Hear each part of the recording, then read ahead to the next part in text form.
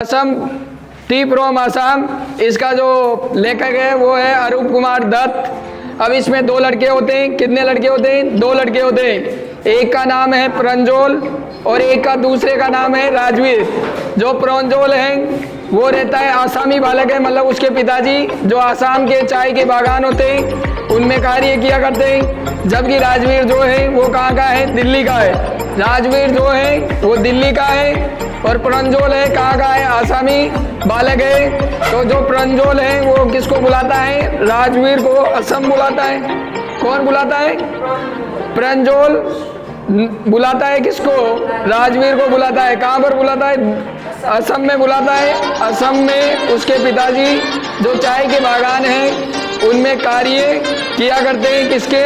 प्रंजोल के। और ये ग्रीष्म ऋतु में जो आपकी छुट्टियां पड़ती है यानी गर्मी की छुट्टियां, उनमें वो अपने मित्र राजवीर को इनवाइट करता है। कौन करता है? जो ये है कौन? प्रंजोल, वो बुलाता है। तो उसके जो इम्पोर्टेंट क्वेश्चन है वो ये है, देखो पहला क्वेश्चन है how is that dialogue between Rajveer and Pranjol is source of useful information. Rajveer और प्रंजोल के मध्य वार्तालाप उपयोगी सूचना का स्रोत कैसे है? अब देखो राजवीर और प्रंजोल के मध्य क्या होती है? वार्तालाप होती है। दोनों मित्र हैं तो अब मित्रों में क्या वार्तालाप होती है? तो देखो ओवर 80 करोड़, 80 यानी 80 करोड़, कितने? 80 crore cups of T R drank every day through out the world. दुनिया भर में 80 करोड़ लोग से ज्यादा प्रतिदिन कप पिए जाते हैं। किसके? चाय के। विश्व भर में प्रतिदिन चाय के 80 करोड़ से अधिक कप पिए जाते हैं। फिर इसके बाद में Assam has the largest concentration of plantation in the world. विश्व में चाय की खेती के लिए जो है असम जो भारत में पड़ता है, असम की राजधानी दिसपुर है तो वो पड़ता है। तो सर्वाधिक सघनता आसाम में पाई जाती है, मतलब चाय जो है सर्वाधिक काम उत्पन्न की जाती है, मतलब पैदावार जो है असम में की जाती है। और असम कहाँ है? भारत में पड़ता है। यानी भारत में किधर पड़ता है? उत्तर पूर्वी छोर पे पड़ता है। किधर पड़ता है? उत्तर पूर्व में पड़ता है। तो यहाँ पर सबसे ज्यादा वो होती है। अब इससे tea was first drink in China around 2700 BC, यानी 2700 BC, यानी BC का मतलब ईस्वी पूर्व। 2700 ईस्वी पूर्व पहली बार जो है चाय चाइना में पी गई। और चाय एंड चीनी जो है वो दोनों क्या है? चाइनीज शब्द है। कौन से शब्द है? चाय और चीनी दोनों कौन से शब्द है? चाइनीज शब्द है। Tea came to Europe in 16th century. जो टी है वो है चाय यूरोप में 16वीं शताब्दी में आई। कौन सी शताब्दी में आई? 16वीं शताब्दी में यूरोप में आई थी क्या? चाय सबसे पहले चीन में 2700 BC में पी गई थी। चाय व चीनी सब चाइनीज है। चाइनीज यानी चीन से लिए गए हैं। और चाय यूरोप में 16वीं शताब्दी में आई थी। कब आई थी? 16वीं शताब्दी में आई। फिर इसके बाद में second flush of tea last from May to July. और चाय की दूसरी फसल मई से जुलाई में तक चलती है। जो दूसरी फसल बोई जाती है वो कब बोई जाती है? मई से जुलाई में बोई जाती है दूसरी फसल। फिर इसके बाद में there are 2 legends about the discovery of tea. और जो टी है उससे दो कहानियां जुड़ी हुई है। चाय की खोज के विषय में दो कहानियां हैं। एक तो राजा की कहानी है और एक बोधि धर्म के साधु की कहानी है। मतलब राजा जब पानी पिया करता था तो उसको क्या करता था? बॉइल्ड। तो उसका मानना था कि जब पानी को बॉइल्ड कर दिया जाता है तो जितने भी उसमें कीटाणु होते हैं वो क्या हो जाते हैं? मर जाते हैं। तो इसलिए वो बॉइल्ड करके राजा उस पानी को पिया करता था। तो एक कहानी तो ये है कि वो पत्तियां आकर के उसके बॉइल्ड पानी में गिर जाती है और गिरने के बाद में उसको डिलेशियस यानी वो बहुत अच्छा स्वाद महसूस करने लगता है। कौन? राजा। और दूसरी कहानी है बोधि धर्म की। जब उसको नींद आने लगती थी तो वो क्या करता है? वो अपनी जो ये पलके होती है, आंखों की पलके, उनको काट देता है दूसरी कथा में। और जो उसकी पलके काटता है उनकी जगह 10 पौधे उग जाते हैं, काय के, चाय के पौधे उग जाते हैं। तो ये दूसरी कथा थी। तो ये क्वेश्चन इस तरह से आपको करके आना है। एक चीनी सम्राट की कहानी है और दूसरी बोधि धर्म की कहानी है। One is of the Chinese empire and the second is of Bodhi Dharma. दूसरी किसकी है? बोधि धर्म की है। और पहली कौन सी है? Chinese empire. एम्पायर का मतलब क्या होता है? सम्राट या राजा। इन दोनों से जुड़ी हुई कहानियां हैं, दो कहानियां हैं। तो पहला हो गया, how is the dialogue between Rajveer and Pranjol. Rajveer और प्रंजोल के बीच में क्या वार्तालाप होती है और वो सूचना का स्रोत कैसे है। तो इसमें 80 करोड़ लोग प्रतिदिन क्या करते हैं? चाय का सेवन करते हैं। चाय और चीनी जो है चाइनीज शब्द है, और जो चाय है 2700 BC पहले पी गई थी और यूरोप में 16वीं सेंचुरी में पी गई थी, यानी 16वीं शताब्दी में जो ये है चाय वो पी गई। Second flush of tea last from May to July. जो प्लस है यानी फसल है दूसरी चाय की, वो मई से जुलाई के मध्य बोई जाती है। और there are two legends about, मतलब दो कहानियां जुड़ी हुई है इससे।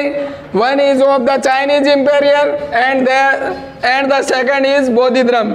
जो दूसरी कहानी है वो किससे जुड़ी हुई है? बौद्ध धर्म से जुड़ी हुई है। और पहली है चाइनीज एम्पायर से जुड़ी हुई कहानी है। अब देखो फिर दूसरा क्वेश्चन आता है इसमें।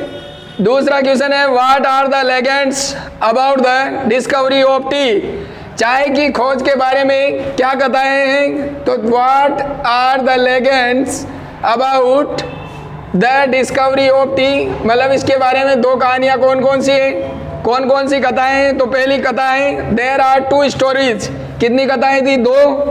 एक तो थी चाइनीज एम्पायर की कहानी और दूसरी किसकी है? दूसरी है बोधि धर्म के साधु की। तो देखो, there are two stories about tea. चाय के बारे में दो प्राचीन कथाएं हैं। कितनी है? दो प्राचीन कथाएं। पहली है, the Chinese empire always drank boiled water. हमेशा वो जो चाइनीज एम्पायर था यानी चीनी सम्राट था, वह रोज क्या किया करता था? चाय पिया करता था। कैसी? बॉइल्ड चाय पिया करता था। One day a few leaves of the twigs burning under the pot fell into the water giving it a delicious flavor। और एक दिन जब वो पानी बॉइल्ड कर रहे थे, उसके जो मतलब सैनिक थे वो बॉइल्ड कर रहे थे, तो उसमें आकर के कुछ पत्तियां गिर जाती हैं और गिरने के बाद में जो राजा था उसको अच्छा स्वाद आता है। कैसा स्वाद आता है? अच्छा स्वाद उत्पन्न हो जाता है। फिर देखो, दे वर टी लीव्स, और वे काय की पत्तियां थी? चाय की पत्तियां थी। There is an Indian legend also, और ये एक भारतीय कथा है। अब देखो, ये एक भारतीय कहानी भी है। ये भारतीय कहानी भी है। कौन सी? ये चाइनीज कहानी नहीं है, ये भारतीयों से जुड़ी हुई भी कहानी है।